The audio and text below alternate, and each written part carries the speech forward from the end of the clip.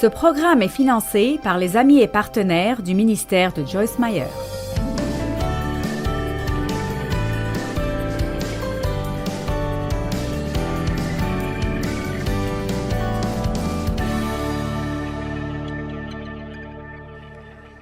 Il y a toutes sortes de versets à propos de l'importance de la paix. La Bible dit que nous devons poursuivre la paix. Si vous voulez avoir la paix, vous devrez vraiment désirer la paix. Et vous devrez la vouloir assez pour être prêt à faire des changements. Parlons à propos de la colère qui est dans le monde aujourd'hui. Vous savez, c'est une chose, si quelqu'un vous blesse et vous vous énervez et vous vous en occupez, mais il y a des choses qui ont de la colère enracinée en eux. Et puis-je vous dire que si vous explosez tout le temps à cause de petites choses, des choses sans importance, il y a quelque chose qui ne va pas.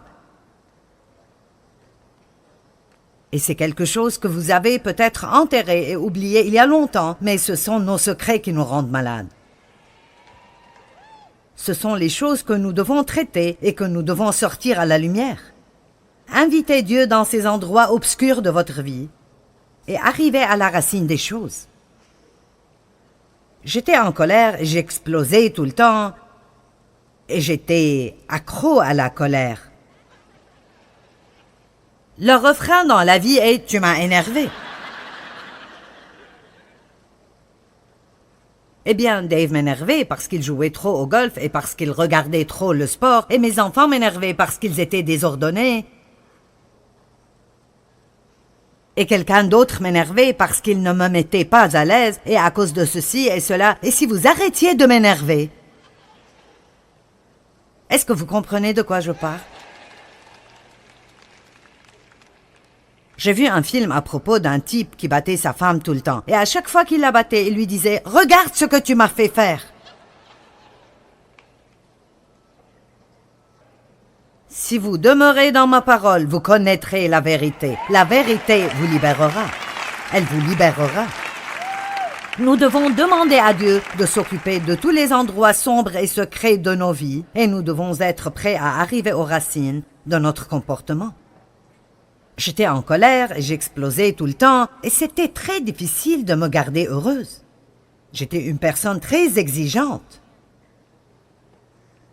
Je sais que personne d'entre vous n'est comme ça, alors.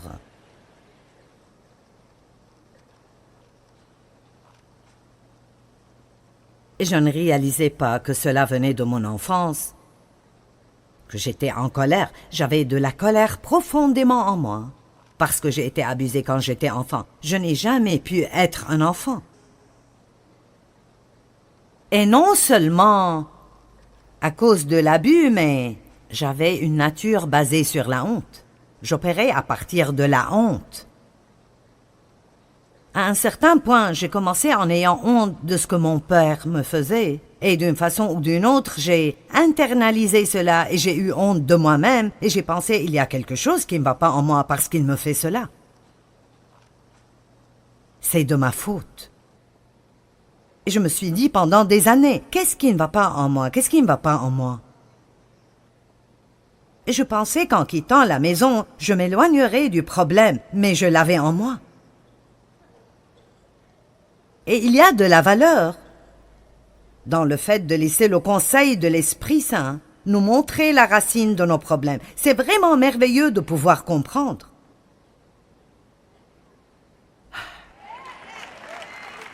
Vous n'avez pas besoin de faire une expédition de fouilles. Juste demandez à Dieu de vous montrer. Demandez à Dieu de vous montrer et il y avait quelque chose qui n'allait pas en moi. Et je ne savais pas ce que c'était. J'aimais Dieu et j'allais à l'église. Et je voulais être gentille, je voulais être meilleure, mais je ne savais pas ce qui n'allait pas. Par exemple, il m'était difficile de faire preuve de miséricorde. J'étais juste sévère et dure, et j'avais mes règlements, et si vous ne les suiviez pas, je m'énervais. C'était difficile de vivre avec moi. Est-ce que quelqu'un ici s'identifie avec moi? Et vous savez en quelque sorte de quoi je parle? Et peut-être que vous vivez avec quelqu'un qui est comme ça. Mon audience est divisée en deux. Soit vous êtes comme moi, soit vous êtes comme Dave. Et je peux vous aider des deux côtés.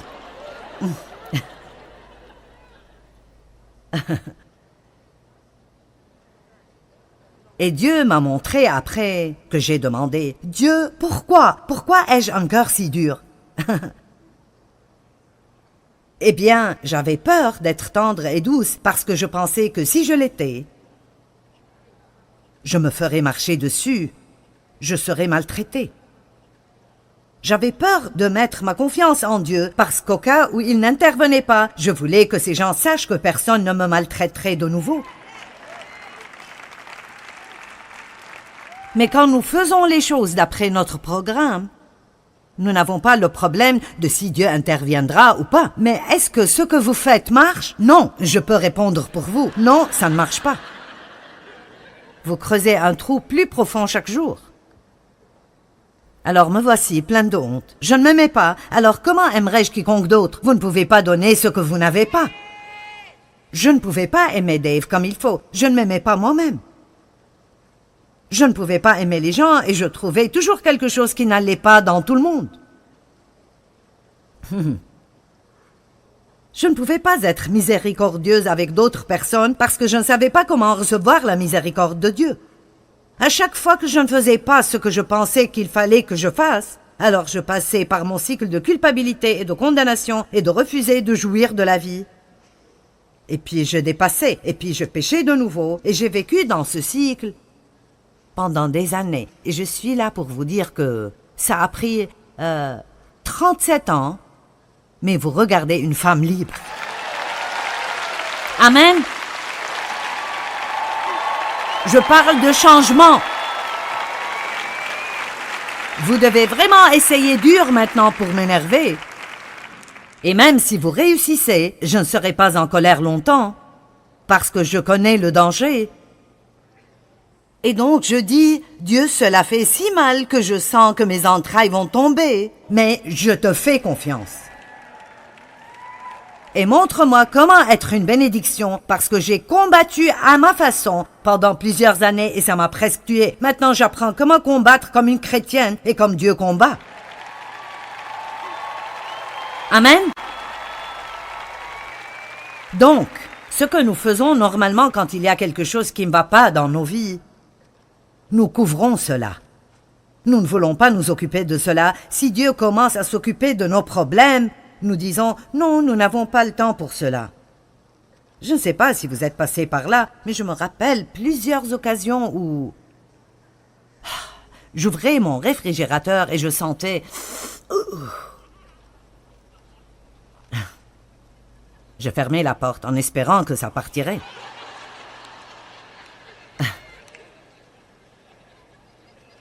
Alors, j'ouvrais de nouveau le frigo. Le brocoli pourri est le pire. C'est vraiment le pire. Et alors je bougeais certaines choses et puis je ne le trouvais pas, vous savez. Oh, je sais ce que je ferai. Ah, ceci s'occupera du problème.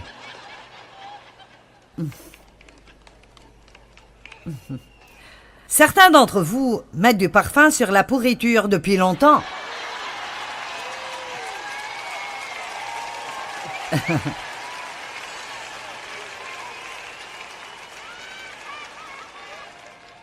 Et vous savez, je ne voulais pas vider tout le frigo.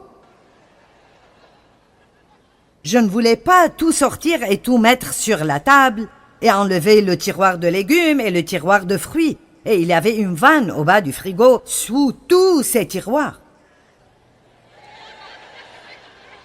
Je ne pense pas que les frigos sont toujours comme ça aujourd'hui, mais les anciens l'étaient.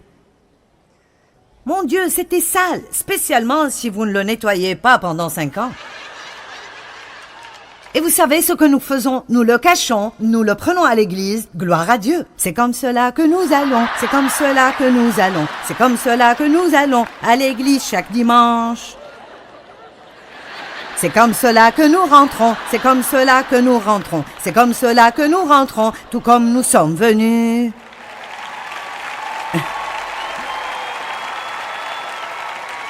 Allez!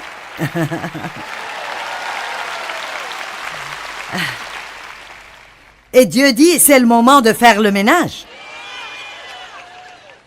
Jetez donc votre spray odorant. Invitez le Saint-Esprit dans les endroits les plus profonds et les plus sombres de votre vie et dites « Seigneur, je me moque de si ça fait mal. Je refuse de vivre dans la déception. Je vais prendre responsabilité pour mon comportement et je veux que tu me montres ce qu'est la racine de mon problème. » Amen. Savez-vous ce qui arriverait si nos politiciens priaient une telle prière à propos de notre pays? S'ils ont une seule bonne réunion de prière, « Seigneur, montre-nous ce qu'est la racine du problème et de la violence dans le monde aujourd'hui. » Montre-nous ce qui ne va pas dans nos écoles, Dieu. Oh! Oh, oui! Les 10 commandements. Oh oui, nous les avons enlevés des écoles.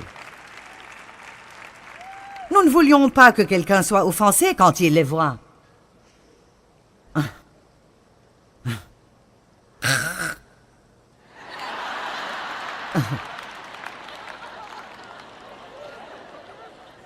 Vous savez quoi?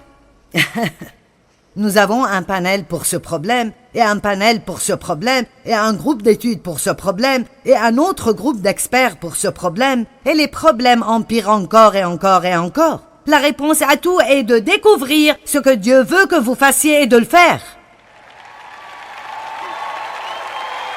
Faites-le donc. Quel est le problème des gens qui interdiraient aux enfants de prier ou d'amener leur Bible à l'école?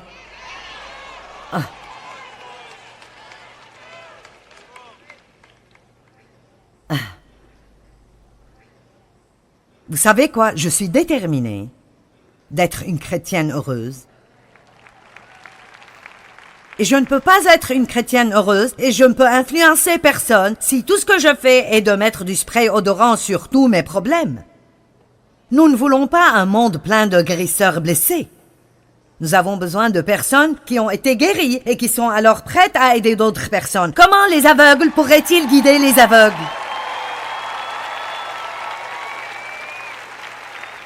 Maintenant, je vais vous dire quelque chose. Mon message est amusant. Mais vous priez cette prière et vous rentrez chez vous et Dieu commence à démanteler des choses. Trouvez quelque chose pour vous accrocher. Parce que ce sera difficile, mais ce sera bien. Plus tard. Plus tard. Et plus tard viendra. Alors laissez-moi vous poser une question. Une année plus tard, voulez-vous être comme vous êtes maintenant? D'accord. Alors utilisons cette année pour avancer. Allez, est-ce que vous êtes là aujourd'hui? Utilisons cette année pour avancer. Arrivons au fond et aux racines de nos problèmes. Débarrassons-nous de tout le spray odorant.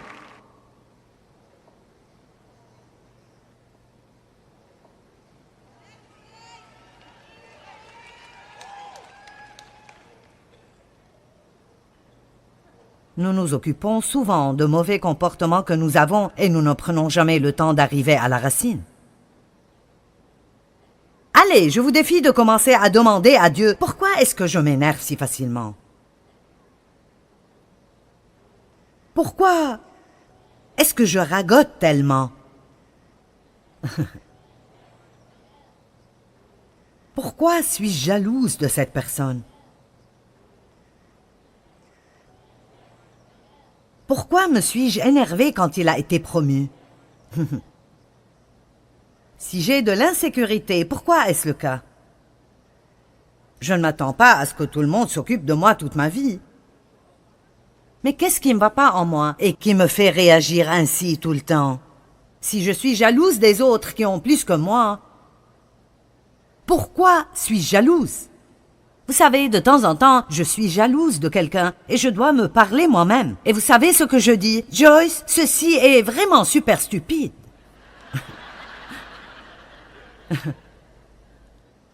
Je veux dire, comment pourrais-tu, Joyce, être jalouse de quiconque? comment pourrais-tu possiblement être jalouse de quiconque? Et alors je dois me rappeler que Dieu a un plan individuel pour chacun de nous et que ce qu'il fait pour quelqu'un d'autre ne me concerne pas et que la seule chose pour laquelle je suis responsable est ce qu'il fait pour moi.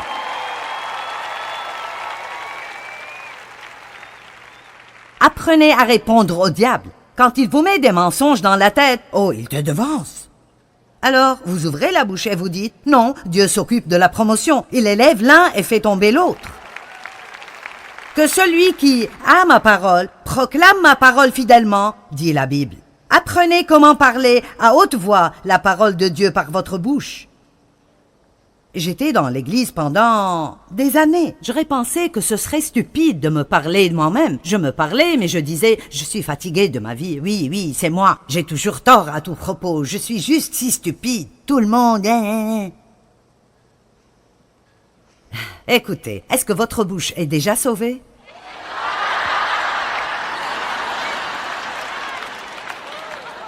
Allez!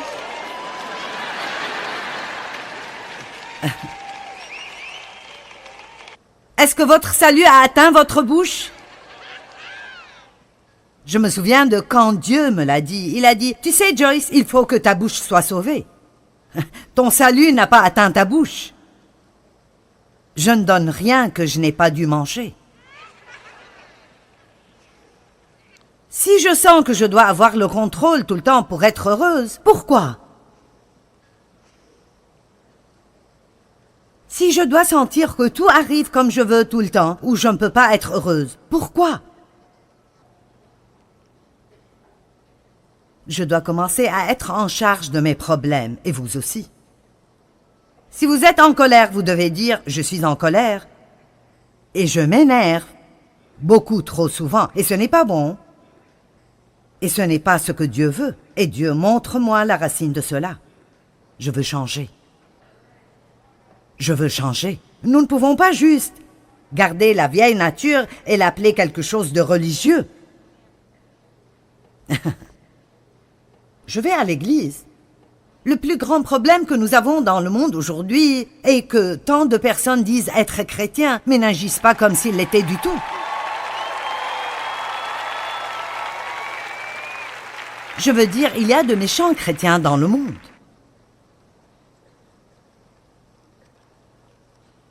Luc chapitre 5 dit que vous ne pouvez pas coudre une étoffe neuve sur un habit ancien. Vous ne pouvez pas mettre de nouveau vin dans de vieilles outres. Et c'est ce que nous essayons de faire quand rien ne change à l'intérieur et nous mettons juste tout ce comportement religieux sur nous-mêmes. Vous devez enlever l'homme ancien et mettre l'homme nouveau. Enlevez la colère, mettez l'amour. Et nous ne pouvons rien faire de cela sans l'aide et la grâce de Dieu. N'essayez jamais de faire quoi que ce soit. N'essayez même pas de changer si vous n'allez pas commencer par dire « Maintenant Dieu, je sais que je ne peux rien faire sans toi. » Il n'y a aucune once de maîtrise de soi. Il n'y a aucune once de volonté. Rien ne m'aidera d'autre que Dieu. Et vous passerez peut-être par une période de temps où vous sentez qu'il ne fait rien du tout. Et vous devrez persévérer et dire « Je n'entrerai pas dans les œuvres de la chair. Je te demande de me montrer ce qu'est ce problème et je te demande de faire en moi le travail qui doit être fait. » J'enseigne sur la grâce souvent. Et la grâce n'est pas opposée à l'effort, elle est opposée au mérite. Nous faisons un effort, mais nous ne gagnons pas l'amour de Dieu. Dieu m'aime et vous aime, tout comme nous le sommes. Je n'ai pas besoin de changer pour recevoir son amour. Je veux changer parce que je l'aime et je veux mieux le représenter.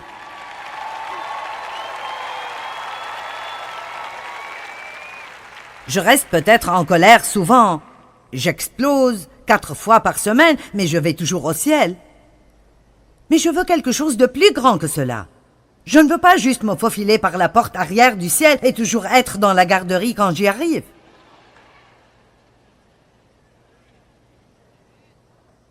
Amen. Et beaucoup d'entre vous sont vraiment sérieux concernant Dieu. Vous ne seriez pas ici si ce n'était pas le cas, alors, d'une certaine façon, je pense que Je confirme peut-être juste beaucoup de choses que vous savez déjà, mais je ne prêche pas juste pour vous aujourd'hui. Il y a des millions de personnes qui regarderont cela à la télé en 70 langues. Tout autour du monde et...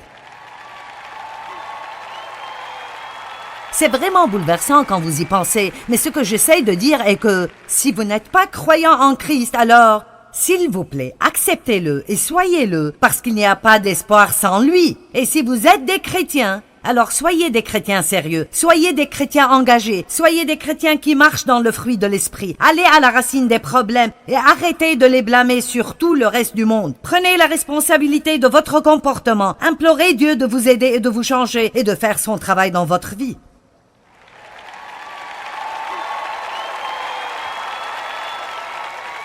Il n'y a aucune personne ici ou qui regarde à la télé que si elle prie cette prière, Dieu, je veux être ce que tu veux que je sois.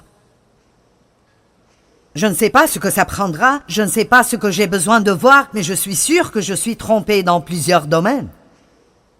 Et je pense que d'autres personnes ont tort quand en réalité, c'est moi. Je veux prendre responsabilité pour mon comportement.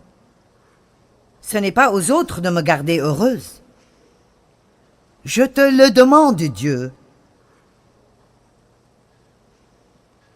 Et même si j'essaye d'échapper, Dieu ne m'écoute pas. Oh oui, je prie comme cela. Je te demande, Seigneur, de faire tout ce qu'il faut que tu fasses dans ma vie pour m'aider à être le genre de personne que tu veux que je sois. Maintenant, Dieu ne jettera pas tout sur vous d'un seul coup. C'est pourquoi je dis, après 37 ans de ma vie pour lui, mais hey, c'était une aventure merveilleuse. Tellement de chrétiens s'ennuient parce qu'ils n'interagissent pas vraiment avec Dieu dans leur vie de tous les jours et ne le laissent pas prendre le contrôle. Il les réconforte et les encourage, mais il reproche et avertit aussi. Mes messages sont réconfortants et vous donnent de l'espoir, mais ils contiennent aussi de la correction et de la direction. Et c'est comme cela que nos prédications devraient être. Vous n'avez pas besoin de venir chaque semaine pour qu'on vous dise combien vous êtes merveilleux et combien notre vie sera merveilleuse si vous venez à l'église chaque semaine. Non, nous savons que cela ne marche pas. Il faut que cela marche dans le monde, dans le magasin, à la maison, pendant nos bonnes journées et nos mauvaises journées.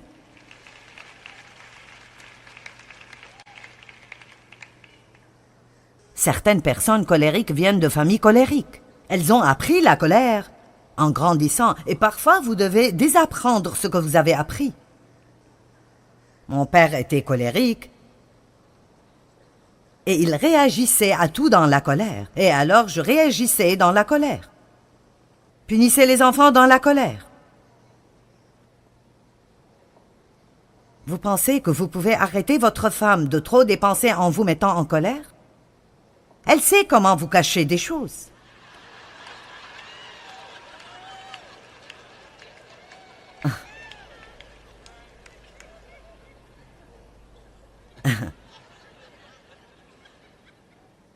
Arrêtez le mari de regarder trop de sport en vous mettant en colère. Faites que les enfants viennent chez vous à Noël en vous mettant en colère. J'ai visé quelqu'un, n'est-ce pas?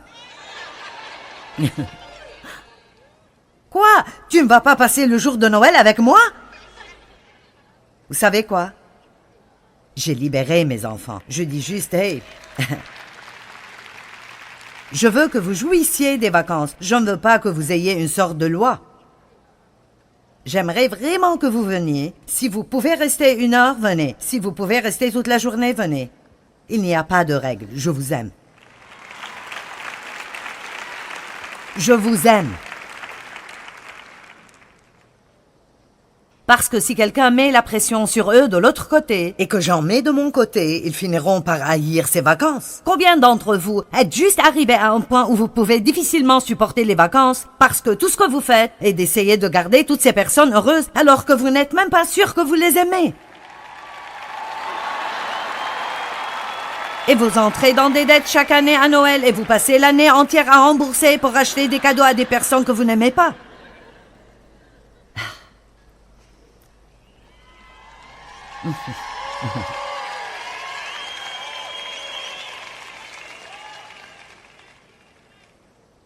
Alléluia. Les besoins insatisfaits nous énervent. Tu devrais répondre à mes besoins. Je suis restée en colère contre tellement de personnes pendant si longtemps parce qu'elles ne me donnaient pas ce que je pensais qu'elles devraient me donner et j'ai finalement juste décidé de me bénir moi-même. Je ne plaisante pas. Si Dave ne m'emmène pas un cadeau, j'irai volontiers m'en acheter un moi-même. Allez!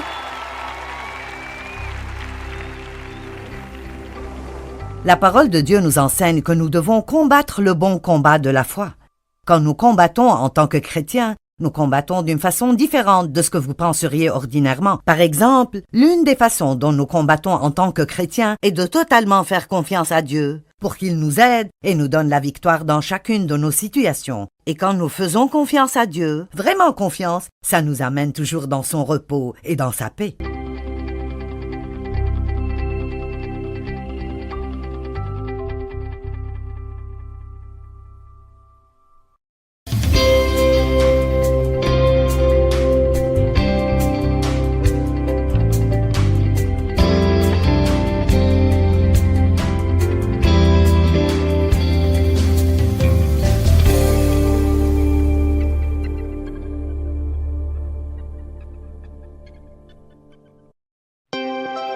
Ce programme est financé par les amis et partenaires du ministère de Joyce Meyer. Plus nous faisons le bien dans notre vie, et bien meilleure notre qualité de vie sera. Je vais répéter. Plus nous faisons le bien dans notre vie, bien et meilleure notre qualité de vie sera. Plus nous faisons le bien dans notre vie, bien et meilleure notre qualité de vie sera.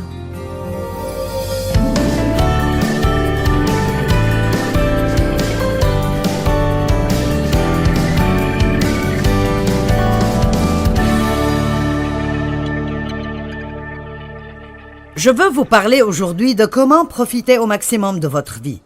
Avoir le plus grand maximum que vous puissiez avoir. Être toujours préoccupé par ce que nous n'aimons pas en nous-mêmes, ou toutes les choses que nous pensons être mauvaises en nous, nous gardent centrés sur nous-mêmes. Le saviez-vous?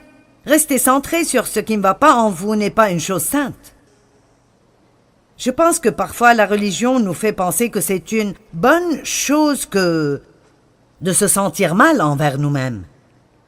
Nous devrions pleurer nos péchés, mais nous devrions également recevoir le pardon des péchés et aller de l'avant. Et si vous ne faites pas ça, il vous sera impossible d'aider qui que ce soit. Je veux vous raconter une histoire que ma fille a partagée avec moi ce matin. C'est arrivé avec elle et elle m'a donné la permission de la partager avec vous.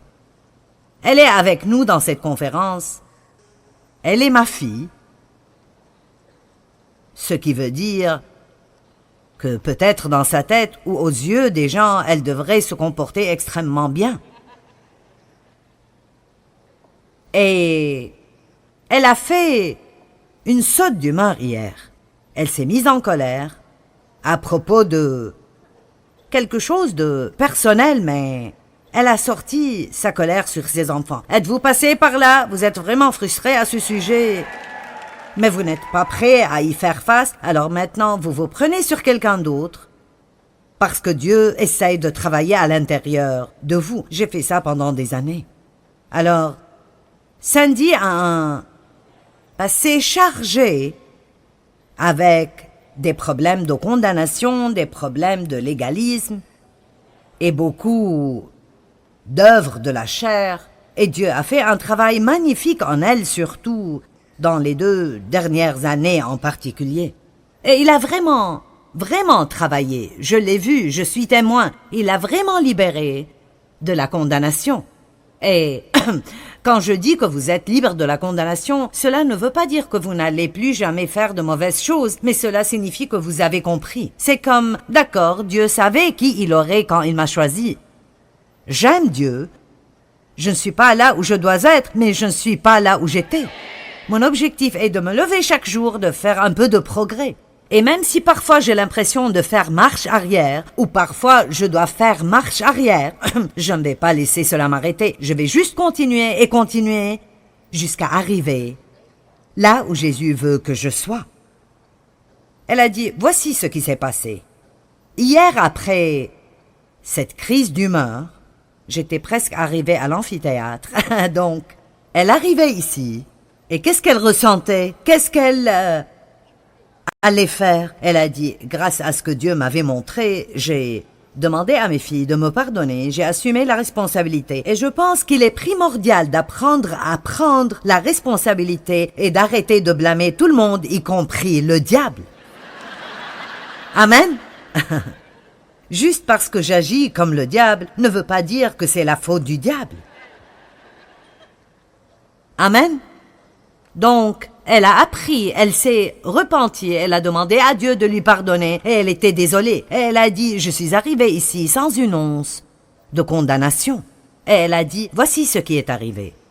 En arrivant ici, même avant d'entrer ici, elle a eu 4 différentes opportunités de prier avec quelqu'un, d'encourager quelqu'un, d'aider quelqu'un et de prier avec quelqu'un. Et elle a dit, je sais que si j'étais venue avec la condamnation, j'aurais complètement raté ces opportunités parce que j'aurais été tellement centrée sur moi-même que je n'aurais pas réalisé les besoins de ces autres personnes. Maintenant, c'est ce dont je parle. C'est ce dont je parle. C'est pourquoi nous devons arriver au point où nous arrêtons toutes ces choses insensées et nous nous concentrons sur les affaires de Dieu. Donc, vous êtes tous bons. C'est la dernière fois que je vous le dis. Vous êtes incroyables. C'est ça. C'est votre dernière chance. Comprenez. Vous êtes incroyables. Vous êtes merveilleux. Vous êtes génial. Vous êtes sauvés. Vous êtes juste en Dieu. Vous êtes doués. Et Dieu a un bon plan pour votre vie. Maintenant, nous allons parler de comment profiter au maximum de la vie. Maintenant que je sais qui je suis en Christ, tout cela est fait. Combien d'entre vous l'ont compris? C'est terminé. Jésus m'a arrangé. Amen? D'accord. Dieu n'est pas en colère contre moi. Il va travailler avec moi. Nous ne pouvons pas mettre Dieu hors de lui-même. Vous êtes heureux de savoir que vous ne pouvez pas mettre Dieu hors de lui-même. Il a plus de patience que vous n'avez des problèmes. J'aime ça. Alors maintenant, la question que je veux laisser avec vous est donc, maintenant que Christ a fait cela pour nous, qu'allons-nous faire à travers lui? Qu'allons-nous faire pour lui, je veux dire? Allons-nous le laisser nous utiliser? Allons-nous le laisser travailler dans nos pensées? Travailler à travers notre volonté? Nous devons apprendre à sentir ce qu'il ressent et vouloir ce qu'il veut, et ensuite laisser Christ être visible à travers nos corps physiques, afin que nous puissions être une bénédiction. Nous avons parlé de ce que Christ a fait pour nous. Maintenant, la question est, qu'allons-nous faire pour lui? Qu'allons-nous faire pour lui? Nous récoltons ce que nous semons. Galates 6, 7 et 8 sont très explicites. Regardons-les. Galates chapitre 6, versets 7, 8 et 9. Vous préférez que je continue à vous dire ce que Dieu a fait pour vous, mais je veux vous dire ce que vous pouvez faire pour lui. C'est la seule façon par laquelle nous pourrons être satisfaits. D'accord. Ne vous trompez pas à ce sujet et ne soyez pas séduits. On ne se moque pas de Dieu et il ne permettra pas d'être raillé par de simples prétentions ou professions ou en écartant ses préceptes. Nous ne pouvons pas. Il n'y a pas moyen d'avoir ce que vous voulez avoir si vous ne le faites pas à la manière de Dieu. Vous ne pouvez pas mettre de côté l'un des préceptes de Dieu, et puis penser que nous allons pouvoir le faire à notre manière. Ce n'est pas possible. Ou en écartant ses préceptes, celui qui pense pouvoir tromper Dieu se trompe lui-même. Ce qu'un homme aura semé, cela et seulement cela, il récoltera aussi. C'est très calme ici. Car celui qui sème pour sa chair, sa nature propre inférieure, récoltera la ruine, la décomposition et la destruction. Donc, si je marche dans la chair, qui est une combinaison des parties de mon âme et de mon corps non crucifié, quand la Bible emploie le terme la chair, elle parle de ces parties de nous, les parties que nous n'avons pas soumis à Dieu. Si je marche dans la chair, alors je vais amasser la ruine, la décomposition et la destruction. Je ne peux rien avoir d'autre. Si toutefois je marche dans l'esprit ou je suis la direction du Saint-Esprit, comme nous l'avons déjà dit, alors je vais récolter la vie et la vie éternelle. Si nous marchons selon l'esprit, nous allons avoir la meilleure vie que nous puissions avoir. Si nous marchons dans la chair, pour être honnête, vous pourrez aller au ciel, mais vous n'allez pas jouir du trajet. Vous pourrez toujours aller au ciel, mais vous ne pourrez prendre personne avec vous. Je dis toujours que j'étais sur mon chemin vers le ciel, mais je n'avais aucune bonne influence sur qui que ce soit. Je ne prenais personne avec moi, et peut-être même que j'empêchais certains d'y aller. Et cela n'est pas très bon. Donc, le verset 7. Ne vous y trompez pas, on ne se moque pas de Dieu. Celui qui sème pour sa chair moissonnera la ruine, la décomposition et la destruction. Celui qui sème pour l'esprit moissonnera la vie éternelle.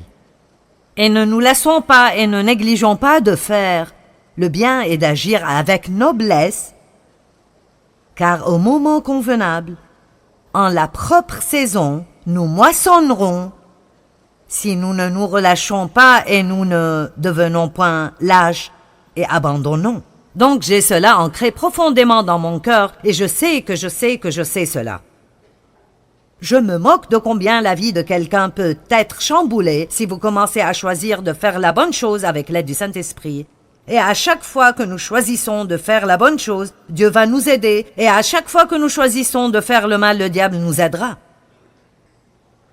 Mais à chaque fois que nous choisissons de faire la bonne chose, la grâce de Dieu sera abondante dans notre vie et nous serons en mesure de le faire. Toute personne qui choisit de faire la bonne chose régulièrement, encore et encore et encore et encore, cette personne récoltera les bénédictions de Dieu dans sa vie. Ça ne viendra peut-être pas exactement quand vous le souhaitez, mais si vous ne vous relâchez pas, si vous n'abandonnez pas et ne vous lassez pas, vous allez arracher toutes les mauvaises graines qui ont été semées dans votre passé et vous récolterez une récompense dans votre vie. Ce n'est pas ce que vous faites de bien une fois dans votre vie qui fait la différence. C'est ce qu'on fait de bien encore et encore et encore et encore et encore. Est-ce que quelqu'un ici est prêt pour le long terme? Parce que vous voyez, je sens fortement qu'il est important pour moi d'être réel avec vous. Et je ne veux pas seulement vous voir tout enthousiasmé et que vous quittiez motivé. Je veux que vous quittiez d'ici énergétique et j'aime terminer avec un grand « Hey !» Et je pense qu'on le fera, mais je dois vous donner plus que cela. Parce que quand ce sera fini et vous rentrez chez vous et il n'y aura plus les projecteurs ni la musique et vous revenez au même truc que vous avez laissé, si vous ne comprenez pas ce que j'essaye de vous dire aujourd'hui, c'est que vraiment, vous avez juste eu quelques frissons et du bon temps, mais rien ne va changer de façon permanente. Donc, vous devez comprendre que lorsque vous allez rentrer chez vous, vous devez être prêt à faire les choses dont on a parlé ce week-end, et nous allons en parler plus dans un moment. Et je ne veux pas que ça sonne négatif, mais vous devez être prêt pour l'opposition, car le diable va essayer de vous empêcher de faire ces changements. Vous voyez, vous n'êtes plus enthousiasmé par ça, allez. Je veux dire, il va vous résister et s'opposer à vous. Et l'apôtre Paul a dit, une large porte d'opportunité est ouverte à moi et avec elle de nombreux adversaires. Mais si vous êtes persistant, si vous dites, démon va te faire pendre, je ne vais pas abandonner. J'ai déjà été prévenu à l'avance que tu allais venir après moi et tu es perdant. J'ai déjà lu la fin du livre. J'ai déjà lu la fin du livre et tu es déjà un ennemi vaincu. Et tout ce que j'ai à faire est de te mettre à ta place. Alors je dis, arrière de moi, Satan. va hors de mon chemin. Je vais de l'avant pour Dieu et je vais être tout ce que Dieu veut que je sois et je vais faire tout ce que Dieu veut que je fasse. Et c'est très important que nous apprenions à avoir cette attitude de foi agressive. Laissez-moi vous dire quelque chose qui m'est arrivé la semaine dernière. Je pense que c'est un bon exemple. Je travaille beaucoup sur mes livres et, vous savez, quand vous écrivez 75 000 mots par livre, et vous avez déjà écrit autant de livres que moi, vous devez faire des recherches pour trouver de nouvelles choses qui viennent de Dieu et qui vont être une bénédiction pour les gens. Donc, ce n'est pas juste une randonnée. Il faut beaucoup de travail pour faire ça. Et donc, naturellement, quand vous travaillez dur, vous voulez voir de bons fruits. Et spécialement pour une personnalité comme la mienne, je suis motivée par l'accomplissement. Je suis très orientée vers un but et puis j'ai besoin de voir des résultats. J'ai besoin de voir les fruits et je pense que nous tous avons besoin de ça. Mais la plupart des personnalités de type colérique sont vraiment comme ça. Vous savez, je continue à travailler tant que je vois un peu de progrès et un peu de résultats. Mais quand je n'en vois pas, alors il est facile de se décourager. Donc, un nouveau livre est sorti et on m'a dit que il ne vendait pas beaucoup. L'éditeur était anxieux, le bureau ne recevait pas autant de commandes que nous avions normalement. Quel est le problème? Parce que, vous savez, à chaque fois que vous avez d'abord un mauvais rapport, voici venir la peur, non?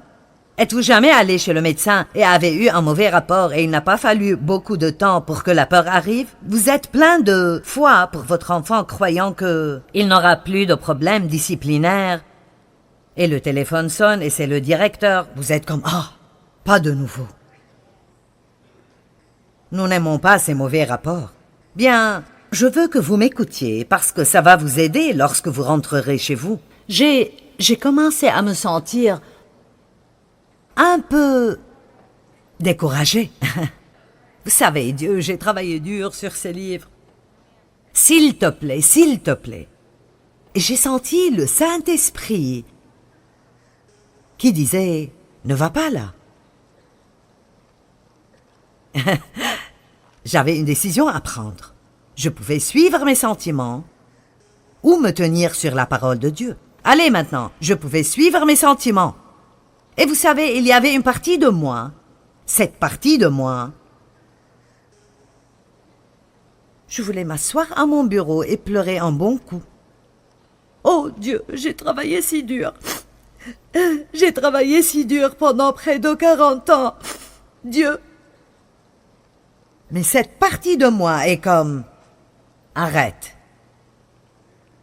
Tout d'abord, si j'avais un livre qui est un fiasco total, je serais toujours béni parce que j'ai 30 autres livres qui sont sur la liste des New York best-sellers. Donc, je n'ai pas besoin de pleurnicher si tout ne va pas exactement comme j'aimerais que ça aille. Mais j'ai senti dans mon esprit que Dieu voulait que je sois agressive.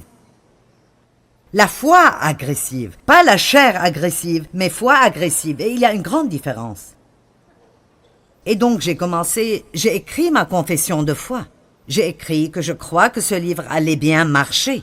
J'ai écrit que je n'avais pas l'intention de renoncer et que je n'allais pas abandonner. Et j'ai pris l'engagement de déclarer ces choses à haute voix et qu'à chaque fois que j'y pense, au lieu de me décourager, je dirais, le chiffre de vente de ce livre a augmenté d'au moins 50% et excessivement au-delà de cela. Vous devez combattre pour vous-même. Vous ne pouvez pas simplement vous plaindre. J'ai dit, vous devez combattre pour vous-même. Allez! Eh bien... 4 jours plus tard, et j'ai sorti tous les versets que je pouvais sur Dieu qui est plus grand. Plus grand est celui qui est en moi que celui qui est dans le monde. Le diable est un menteur. Ce qui est impossible avec l'homme est possible à Dieu. Je veux dire, je faisais la guerre avec la parole. M'entendez-vous? Vous devez faire la guerre avec la parole de Dieu. Et si vous ne voulez pas faire ça, laissez-moi vous dire, si vous voulez avoir la victoire, vous devez affronter Goliath et le battre.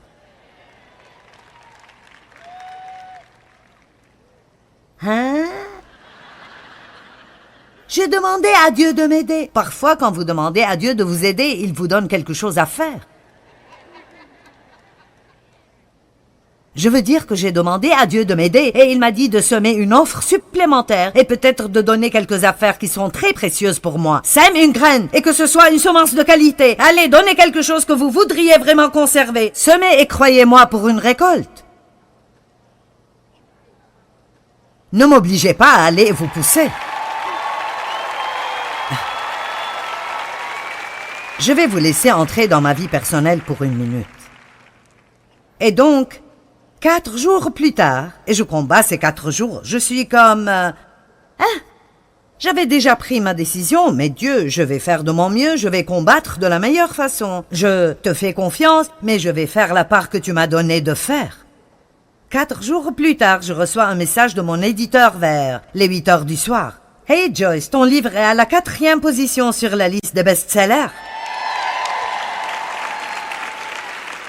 J'ai dit, ce n'est pas mal pour un livre qui a eu un début lent.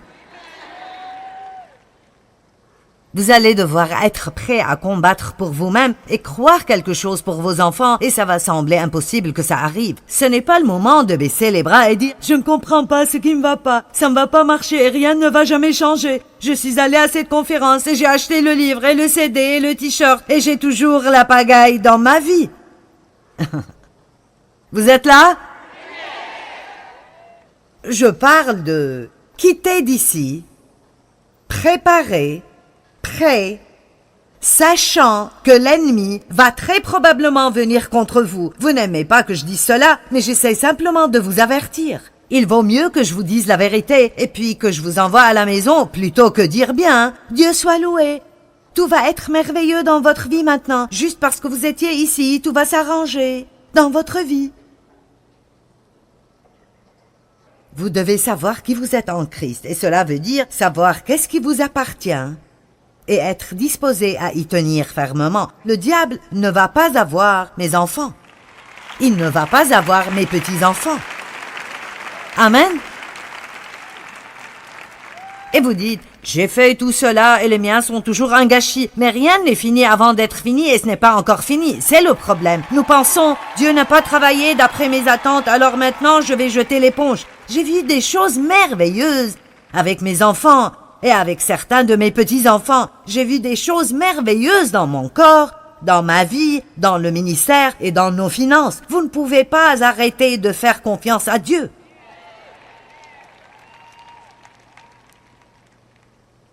Lorsqu'il a dit aux disciples de monter dans la barque, dans Marc chapitre 4, ils ont pris le bateau et il a dit « Passons de l'autre côté ». J'aime cela. Passons de l'autre côté. Quand Dieu dit quelque chose, il entend ce qu'il dit. Eh bien, ils sont sortis au milieu du lac et cette tempête de proportions ouraganesques a frappé. Et Jésus faisait la sieste. Eh bien, n'est-ce pas gentil? Vous êtes-vous jamais senti dans une tempête alors que Dieu prend une sieste? Parfois, il le fait exprès, juste pour voir comment nous allons réagir, juste pour nous étirer un peu. Pour être honnête, c'était un bon petit test pour moi. C'était bon pour moi de passer par ça pour aller plus profondément et dire non, je ne vais pas renoncer et je ne vais pas abandonner. Je vais croire pour la meilleure vie que l'on puisse avoir. Et lorsque je travaille dur, je m'attends à voir de bons résultats et il n'y a rien de mal à cela et vous devez être comme ça aussi. Lorsque vous travaillez dur et vous semez beaucoup de bonnes semences, vous avez droit à une récolte et il faut commencer à vous attendre à cette récolte dans votre vie.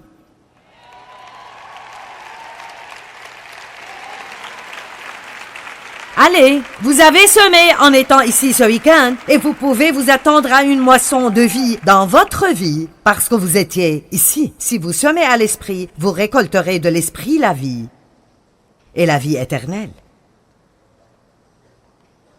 Vous ne pouvez pas abandonner quand vous êtes au milieu du lac et il y a une tempête. Jésus n'a pas dit « Prenons le bateau et allons au milieu et noyons-nous ». Il a dit « Passons de l'autre côté ». Eh bien, Jésus s'est levé, il a commandé la tempête et on voit dans le chapitre 5, verset 1, il est dit « Et ils sont arrivés de l'autre côté ». J'aime ça. Vous savez, ce serait bien si nous pouvions prendre le bateau et passer de l'autre côté. Je préfère passer outre ce chapitre de la tempête et puis tout simplement ils sont arrivés de l'autre côté. Mais j'ai découvert que dans la vie, il y a toujours un début et il y a toujours une fin. Et les deux sont assez passionnants. Mais il y a aussi le milieu. Et vous savez quel est le problème? Très peu traversent le milieu. Et c'est la vérité absolue. Très peu traversent le milieu. Et je vais faire mon travail. Comme l'une des personnes à qui Dieu a permis de vous enseigner la parole. Même si c'est la dernière chose que je ferai jamais, je vais vous aider à traverser le milieu. Je vais vous aider en vous disant la vérité pour que vous puissiez traverser. Et même si vous avez l'impression que Jésus dort dans le bateau, il ne dort pas. Il est là, il a ses yeux sur vous tout le temps. Maintenant, la semence dont il a parlé dans les versets 7 et 8 est le fait de faire le bien mentionné dans le verset 9. Il dit « Ne vous lassez pas de faire le bien. Maintenant, plus nous faisons le bien dans notre vie, et bien meilleure notre qualité de vie sera. » Je vais répéter. Plus nous faisons le bien dans notre vie, bien meilleure notre qualité de vie sera. Plus nous faisons le bien dans notre vie, bien meilleure notre qualité de vie sera. Moins centrés sur nous-mêmes nous sommes, plus heureux nous serons. Moins nous essayons d'avoir ce que nous voulons et essayons de faire que d'autres personnes aient ce qu'ils veulent, plus Dieu nous donnera ce que nous voulons et nous n'aurons pas à lutter pour l'obtenir. Ça résultera comme fruit. Êtes-vous là? Bien, maintenant, pour avoir le meilleur de la vie, nous devons suivre la direction du Saint-Esprit. Et c'est si important pour moi que vous alliez chez vous, prêts à vraiment écouter et suivre le Saint-Esprit. Non pas suivre l'Esprit Saint quand ça nous convient et c'est facile et vous sentez que vous en avez envie. Je veux dire, suivez la direction du Saint-Esprit dans les petites choses et les grandes choses. Le lundi, le mardi, le mercredi, vous n'avez pas un jour de congé le jeudi, vous continuez le vendredi, le samedi, le dimanche, au travail, à l'église, à la maison, vous suivez la direction du Saint-Esprit. Et laissez-moi vous dire que vous pouvez même passer une année à suivre la direction du Saint-Esprit et vraiment semer de bonnes graines dans votre vie de tous les jours. Et vous pourriez revenir ici dans un an et me faire un rapport et me dire « Mon Dieu, je ne peux pas croire à quel point ma vie s'est améliorée. » Peu importe par quoi on pourrait passer à l'heure actuelle, nous allons avoir le meilleur de la vie si nous ne renonçons pas et n'abandonnons pas au milieu de la tempête. Tout ce que nous commençons, passons par le milieu pour arriver à la fin.